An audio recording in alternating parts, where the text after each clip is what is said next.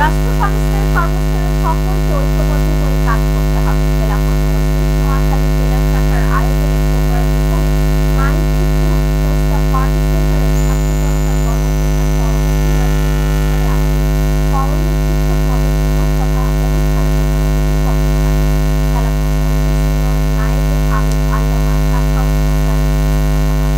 খেলাফত মজলিস নোয়াখালী জেলা শাখার সভাপতি মাওলানা শামসুদ্দিন সভাপতিত্বে ও সাধারণ সম্পাদক মোর্শেদ আলম মাসুমের পরিচালনায়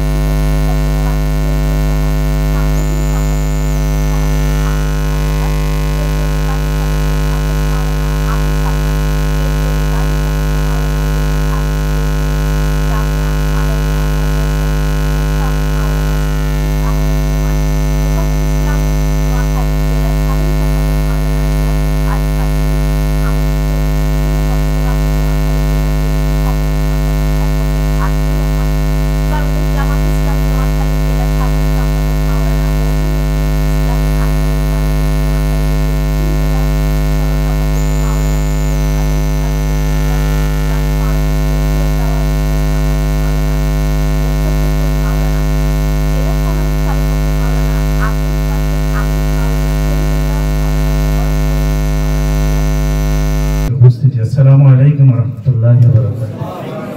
الرحمن الرحيم. إن الله يحب الذين يقاتلون في سبيله. এজন্য আমরা মনটা প্রশস্ত করে ফেলি আমাদের তৌহিদি জনতা। আসসালামু আলাইকুম রাহমাতুল্লাহ।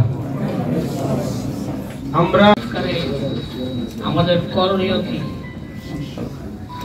এই জায়গাতে কখনো দল বিদলের মাসলা আসে সুরাসারকে ঘটিয়েছিলাম সেই স্বাধীন বাংলাদেশে আজকে খেলাফত আব্দুর রহমান সাহেব, অন্যান্য সকল রাজনৈতিক দলের নেতৃবৃন্দ, মাওলানা রাজিব খেলাফত মজলিস নোয়াখালী জেলা শাখার উদ্যোগে আয়োজিত আজকের পার্শ্ববর্তী ভারত মহাদেশ সেখান থেকে অস্ত্র দিছে সুভাষের কান্ডা হিসেবে যখন দাঁড়াবেন, আমরা যখন তার সুপারিশ পাওয়ার জন্য আমরা যখন দৌড়াবো, সমাজ সুবতে আদম সুবতে আমরা মুসলমান বটে রাসূলুল্লাহ সাল্লাল্লাহু আলাইহি ওয়াসাল্লামের তরিকার ভিত্তিতে নিজের ব্যক্তিগত জীবন, পারিবারিক জীবন, সামাজিক জীবন মুমিন মুবারক ফরজ। সকলকে নোয়াখালী জেলা খেলাফত মজলিসের পক্ষ থেকে আন্তরিক মোবারকবাদ, ধন্যবাদ এবং আল্লাহ রব্বুল আলামিন আমাদের আপনাদের আশায় কবুল করুন।